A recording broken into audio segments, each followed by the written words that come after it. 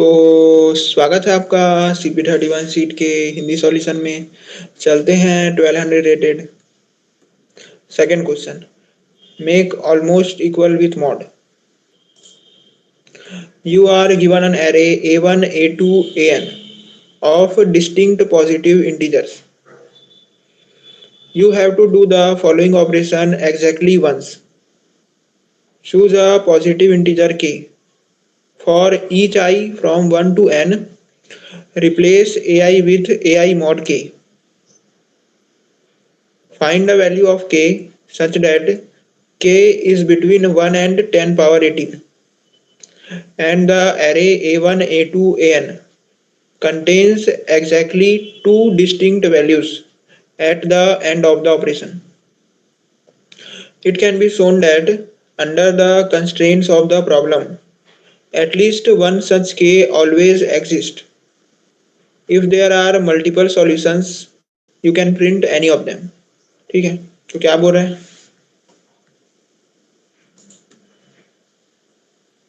हमें एक एरे दिया होगा,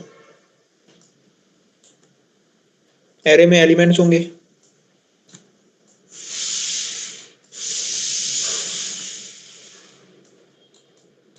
ठीक है, और एक नंबर होगा के।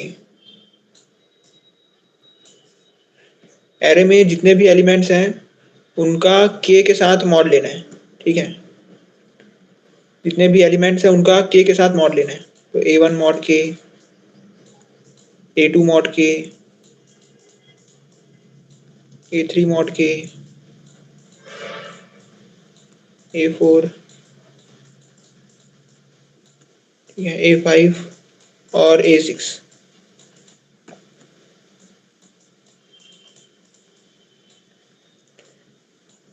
मॉड लेने के बाद एरे में सिर्फ दो डिस्टिंक्ट एलिमेंट बचने चाहिए, ठीक है। क्या क्या होना चाहिए? मॉड लेने के बाद जो एरे आएगा उसमें एग्जैक्टली टू डिस्टिंक्ट एलिमेंट बचने चाहिए, ठीक है। तो एक एग्जांपल ले लेते हैं। मान लो ये एग्जांपल है, क्या है? 8, 15, 22 और 30।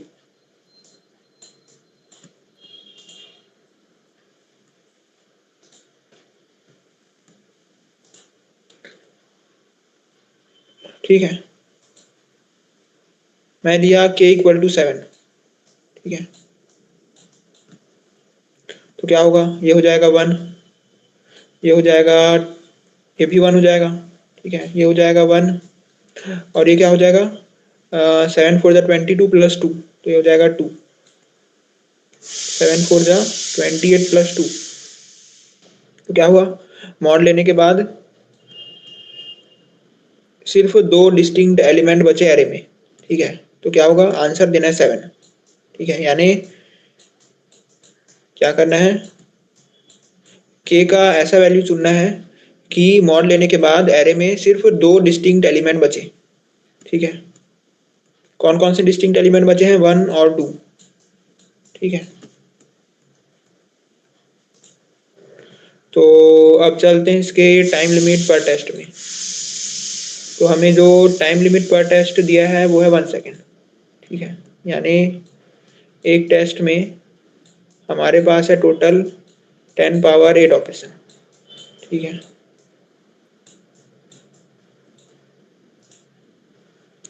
और दिया है कि there are no constraints on the sum of n, ठीक है। तो n का जो मैक्सिमम वैल्यू है वो कितना है? 100। और एक टेस्ट के अंदर हो सकते हैं 500 टेस्ट केसेस, ठीक है। एक टेस्ट के अंदर हो सकते हैं 500 टेस्ट केसेस।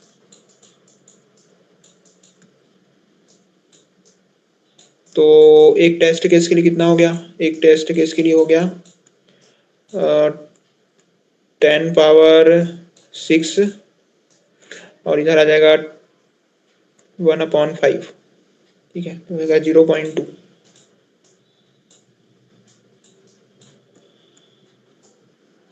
हो गया 2 × 10⁵, ठीक है। तो एक टेस्ट केस के लिए मैक्सिमम हमारे पास है 2 × 10⁵ ऑपरेशन।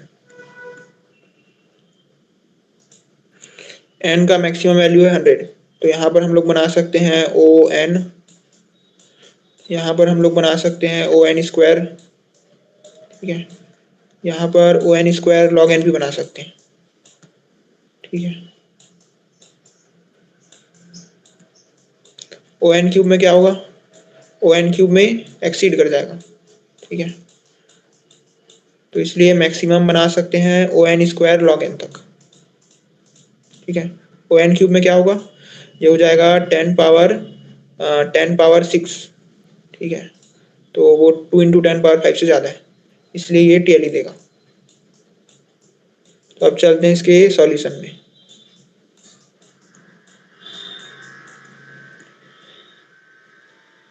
बिट बिट जो होता है वो या तो ऑन होता है या ऑफ होता है, ठीक है। तो जो जो बिट जिसमें जिसमें बिट ऑन रहेगा उसको एक ग्रुप में डालूंगा, और जिसमें जिसमें बिट ऑफ रहेगा उसको दूसरे ग्रुप में डालूंगा, ठीक है। तो मैं क्या कहना चाह रहा हूँ कि हमारे पास 5 एलिमेंट है मान लो, ठीक है। एरे में टोटल 5 एलिमेंट है, x1, x2, x3, x4 और x5, ठीक है। x1 को बाइनरी में लिखेंगे तो लिखाएगा वो 1 1 1 1 0 1 1 0, ठीक है। वैसे ही x2 का बाइनरी रिप्रेजेंटेशन है 1 1 0 1 1 1 0। x3 का क्या है, x3 का है 1 0 1 1 0 x4 का क्या है और x5 का क्या है, ठीक है। ये हो गया। हम यहाँ पर देख सकते हैं कि जो 0th बिट है, ठीक है, जो 0th बिट है वो सब सेम है, ठीक है, सब क्या है, 0 है।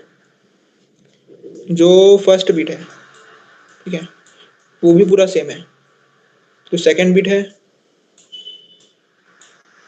वो भी पूरा सेम है, ठीक है। जो थर्ड बिट है वो पूरा सेम नहीं है। तो मैं क्या करूँगा, जहाँ जहाँ पर बिट ऑन है उसको एक ग्रुप में डालूंगा, और जहाँ जहाँ पर बिट ऑफ है उसको दूसरे ग्रुप में डालूंगा, ठीक है। तो यानी ये तीनों जो है वो एक ग्रुप में जाएंगे, ठीक है, और ये दोनों एक ग्रुप में जाएंगे, और ये तीनों जो है वो दूसरे ग्रुप में जाएंगे, ठीक है। तो क्या होगा, हमें क्या चाहिए था कि एरे के अंदर सिर्फ 2 डिस्टिंक्ट एलिमेंट बचे रहें। तो एक डिस्टिंक्ट एलिमेंट ये हो गया 1 1 1 0, और एक डिस्टिंक्ट एलिमेंट हो गया 0 1 1 0, ठीक है। तो हमें क्या चाहिए था, 2 डिस्टिंक्ट एलिमेंट, हमें 2 डिस्टिंक्ट एलिमेंट मिल गए। तो यानी क्या करना है, अगर मैं किसी तरीके से ये जो हमें एलिमेंट्स दिए हुए हैं उनमें से इसको अलग कर लूँ, ठीक है, यानी इतना को निकाल दूँ बाहर, तो हमें 2 डिस्टिंक्ट एलिमेंट मिल जाएंगे, ठीक है। तो इसको निकालने के लिए क्या करेंगे,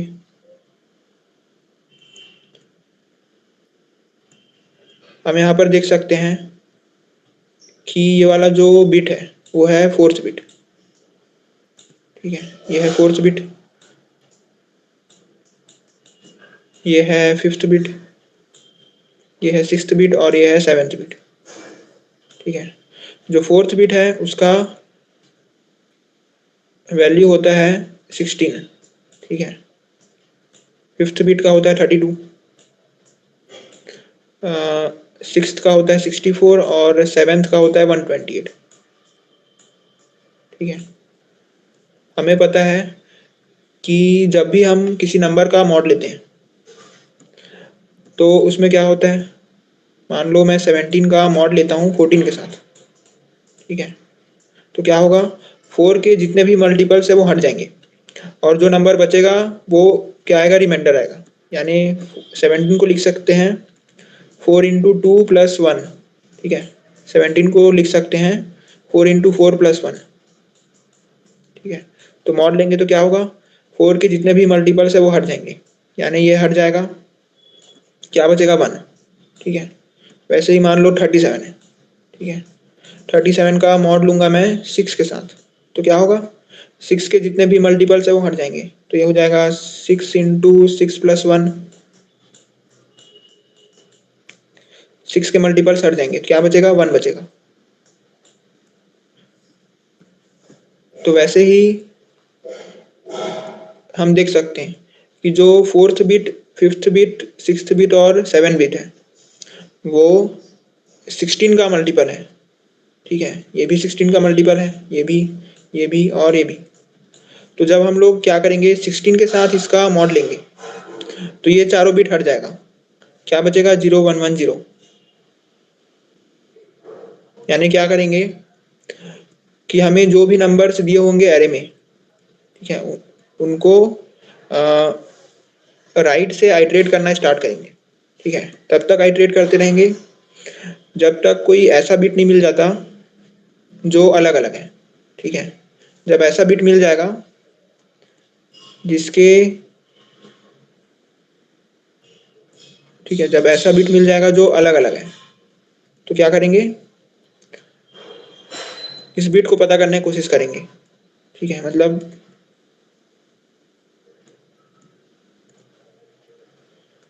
लेफ्ट से आइटरेट करना स्टार्ट करेंगे। ठीक है, देखेंगे फर्स्ट लाइन को, फर्स्ट लाइन में सभी जो बिट्स है वो सेम सेम है। ठीक है, इसके बाद जाएंगे सेकंड लाइन में, तो सेकंड में भी सब सेम है, थर्ड लाइन में भी सब सेम है, फोर्थ लाइन में जो सब बिट है, सब बिट अलग अलग है। ठीक है, सब बिट जो है वो सेम नहीं है। तो जिस लाइन में सब बिट सेम नहीं है उसके नेक्स्ट लाइन को देखेंगे, यानी इसको। ठीक है, और इसका जो मैग्नीट्यूड होगा, इसका मैग्नीट्यूड क्या है, 16। तो इन सबको 16 से डिवाइड कर देंगे। ठीक है, तो 16 के साथ मॉड लेने के बाद ये आ जाएगा। ठीक है, यानी इधर के जो 4 बिट है वो हट जाएंगे हर नंबर में से।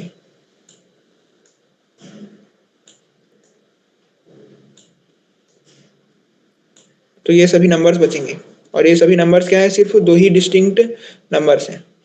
ठीक है, तो अब सवाल आता है कि ये कैसे पता करें कि कौन सा बिट है वो अलग अलग है। ठीक है, यहाँ पर तो हम लोग देख सकते हैं कि मैं लेफ्ट से आइटरेट करना स्टार्ट किया, फिर जिस भी लाइन में सभी बिट अलग अलग थे वहां जाके रुक गया। लेकिन जब हम कोड लिखेंगे तो कोड लिखते समय ऐसा नहीं करेंगे कि सबसे पहले मैं x1 को बाइनरी स्ट्रिंग में कन्वर्ट करूंगा, फिर x2 को, फिर x3 को, फिर x4 को, फिर x5 को, ऐसे करके हर एक को कन्वर्ट करने के बाद आइटरेट करूंगा। ठीक है, ऐसा करेंगे तो फिर वो क्या होगा, टाइम कॉम्प्लेक्सिटी ज़्यादा हो जाएगा। तो ऐसा नहीं करेंगे, क्या करेंगे, बिट मैनिपुलेशन करेंगे। ठीक है, बिट मैनिपुलेशन से पता लगाएंगे कि कौन सा लाइन है जिसमें सभी बिट सेम नहीं है। ठीक है,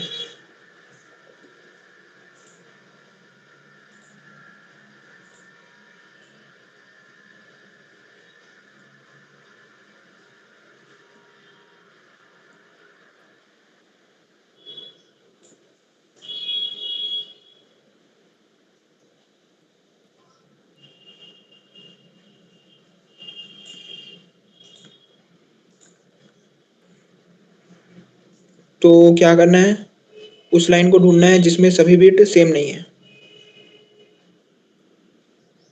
ठीक है, तो कैसे पता करें,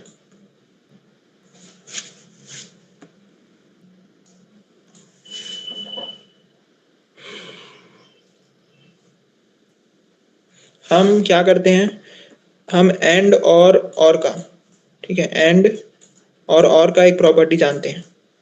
क्या है वो प्रॉपर्टी, अगर सभी बिट्स सेम है, ठीक है, तो इस लाइन का मैं एंड करूं चाहे और करूं, आंसर एक ही आएगा। ठीक है, तो क्या है, इन सभी का अगर मैं एंड करूंगा तो भी 0 आएगा, और करूंगा तो भी 0 आएगा। ठीक है, अब इन सब का मैं इस वाले लाइन में भी क्या है, सभी बिट सेम है, तो इसका एंड करूंगा तो भी 1 आएगा, और करूंगा तो भी 1 आएगा। ठीक है, वैसे यहाँ पर भी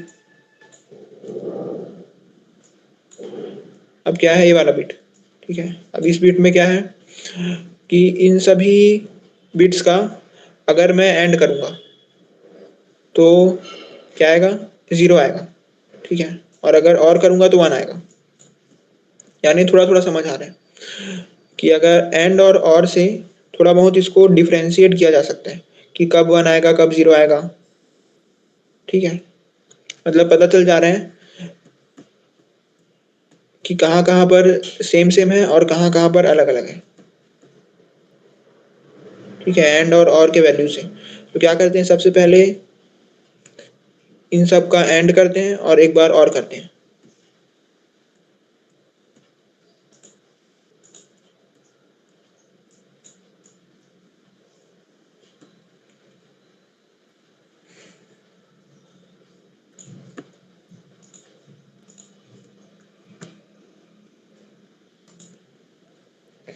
ठीक है, तो ये हो गया।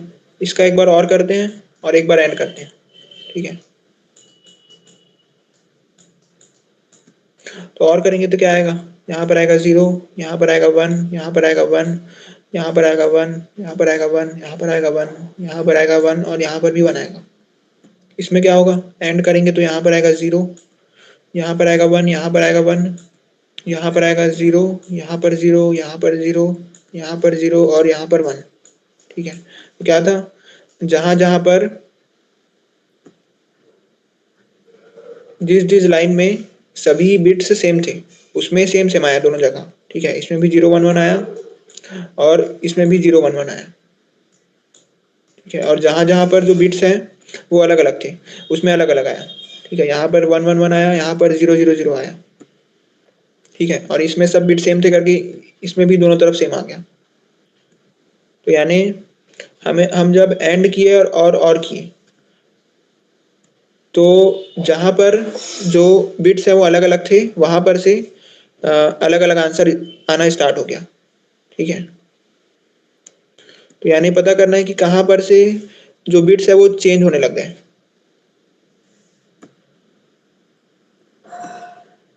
यानी अगर अलग अलग आ रहे हैं तो कहां पर अलग अलग होना स्टार्ट हुआ। ठीक है, ये पता करना है अब। तो कैसे पता करें कि कहां पर से अलग अलग बिट है। ठीक है, कहां कहां पर जो बिट्स है वो अलग अलग है और कहां पर जो बिट है वो सेम सेम है। ठीक है, इन दोनों में जो आंसर आया एंड करने पे और करने पे जो आंसर आया उसमें पता करना है। तो जब भी मैं बोलता हूँ कि अलग अलग, ठीक है, या फिर सेम सेम, तो इससे याद आता है जॉर का। तो जॉर में क्या होता है, जब भी सेम सेम रहता है, ठीक है, जब भी सेम सेम रहता है तो 0 आता है, और जब भी अलग अलग रहता है तो 1 आता है। ठीक है, तो इन दोनों का क्या करते हैं, जॉर करते हैं, तब पता चलेगा कि कहाँ से जो बिट है वो अलग अलग होना स्टार्ट हुआ। ठीक है, तो इन सब का करते हैं जॉर।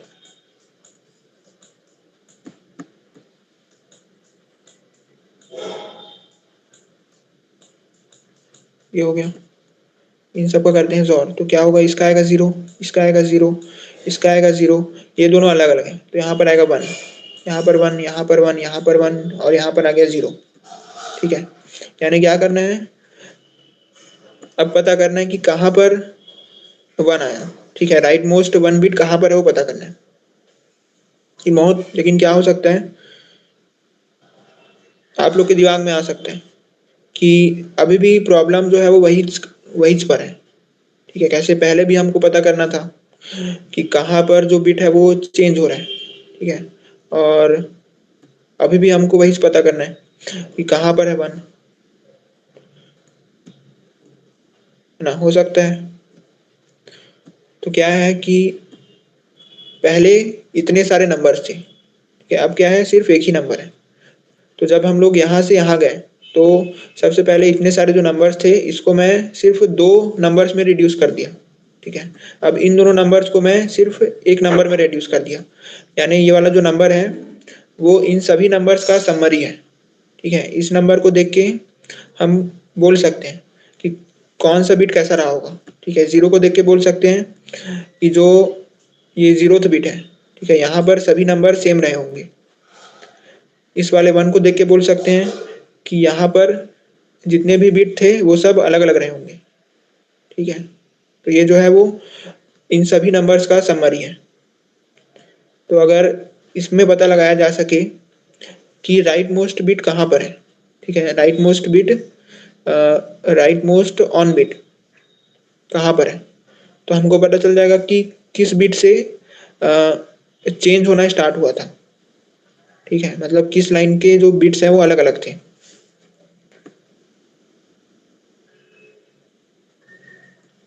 तो ये पता लगाने के लिए क्या करते हैं, जो भी नंबर रहता है, ठीक है, जो भी नंबर रहता है इसको, इसका एंडिंग कर देते हैं। ठीक है, किसके साथ, इसको -1 के साथ मल्टीप्लाई करके इसका एंडिंग कर देते हैं। ठीक है, तो -1 से मल्टीप्लाई करने का मतलब है कि इसका हम लोग 2's कॉम्प्लीमेंट ले रहे हैं। ठीक है, तो क्या होगा, 0 1 1 1 1 0 0 0। ठीक है, ये मान लो x के बराबर है, क्या करेंगे, x एंड -x करेंगे। ठीक है, तो इसका कॉम्प्लीमेंट क्या होगा, 0 0 0 1 0 0 0 1। ठीक है, ये है x और ये है -x। इन दोनों का एंडिंग करेंगे तो आएगा 0 0 0 1 0 0 0 0। ठीक है, तो क्या आ गया, 8 आ गया। यानी 8 क्या दर्शा रहा है, 8 दर्शा रहा है कि जिस बिट से, मतलब जिस लाइन में अलग अलग बिट आ रहा था, ठीक है, उस लाइन का मैग्नीट्यूड 8 है। ठीक है, इस लाइन का मैग्नीट्यूड क्या है, 2, इस लाइन का मैग्नीट्यूड है 1, इसका है 2, इसका है 4, इसका क्या है 8। ठीक है, तो यानी ये 8 आ गया। ठीक है, अब डिवाइड किससे करना है, डिवाइड हमको 8 से नहीं करना है, डिवाइड हमें करना है इससे, यानी जिस लाइन में अलग अलग बिट आना स्टार्ट हुए थे उसके नेक्स्ट लाइन में जो है उससे डिवाइड करना है। ठीक है, अगर 8 से डिवाइड कर देंगे तो ये पूरा गायब हो जाएगा। ठीक है, तो सब सेम सेम हो जाएगा, तो इसलिए 16 से डिवाइड करना है, 16 से डिवाइड करने से बस इतना ही गायब होगा। ठीक है, तो क्या करेंगे, जो भी आंसर आएगा उसको एक बार और प्लस कर देंगे। ठीक है, तो क्या आ गया, 16। ठीक है,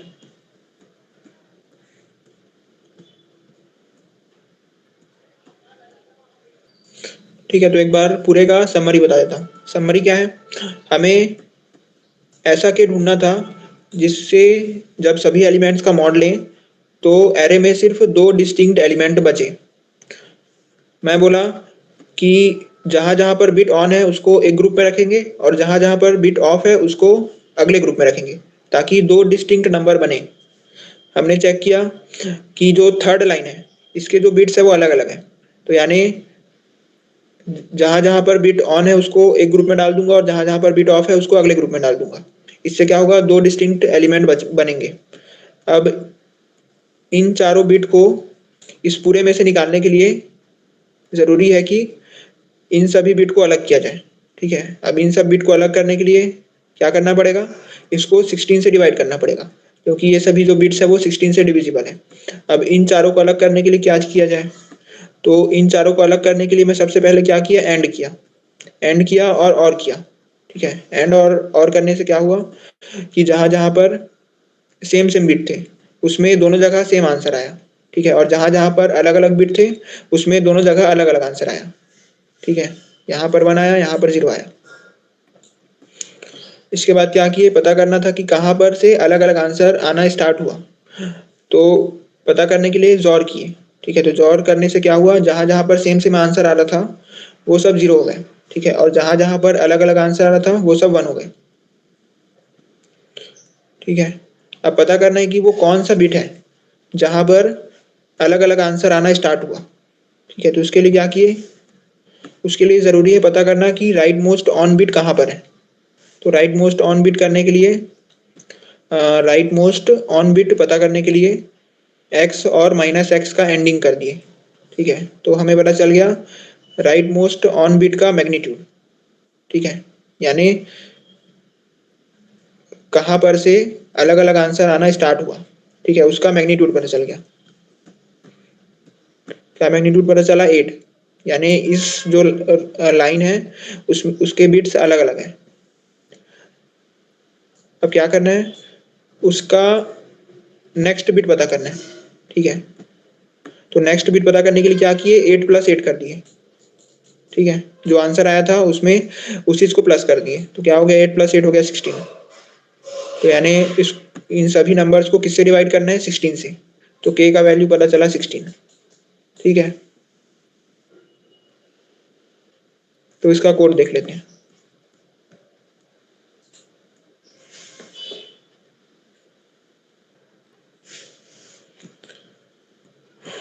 सबसे पहले क्या है, स्टोर है, तो स्टोर में सबको स्टोर कर लिया। इसके बाद मेरे पास है सम 1। सम 1 में क्या किया, सबका और ले लिया। ठीक है, सम 2 में क्या किया, सम 2 में सबका एंड ले लिया। उसके बाद जो दोनों आंसर्स आए उनका जोर ले लिया। ठीक है, फिर जोर लेने के बाद क्या करना है, जोर लेने के बाद अगर x आया है तो x एंड -x करना है। ठीक है, तो x एंड -x करने के लिए एक बार इसको -1 से मल्टीप्लाई कर दिया। ठीक है, फिर दोनों का एंड कर दिया। एंड करने के बाद जो आंसर आएगा उसमें क्या करना है, उसी को प्लस करना है। यानी 8 + 8 कर रहे थे वहां पर, तो इसलिए यहाँ पर प्लस कर दिया। ठीक है, जो आंसर आया उसको सी आउट कर दिया। टाइम कॉम्प्लेक्सिटी क्या होगा, टाइम कॉम्प्लेक्सिटी होगा ON। ठीक है, और स्पेस कॉम्प्लेक्सिटी क्या होगा, स्पेस कॉम्प्लेक्सिटी भी होगा ON। ठीक है, अगर स्ट्रिंग वाले तरीका का यूज किए होते तो उसमें तो भी वो काम कर जाता। ठीक है, मतलब ये सब अगर ये सब बिट मैनिपुलेशन नहीं करके हम लोग डायरेक्ट इसको स्ट्रिंग में कन्वर्ट कर लिए होते और फिर चेक किए होते, ठीक है, तब भी आंसर आ जाता। और टाइम लिमिट भी एक्सीड नहीं करता, क्योंकि n² log n तक अलाउ है। ठीक है, तो वो भी तरीका हो सकता था। ठीक है, थैंक यू।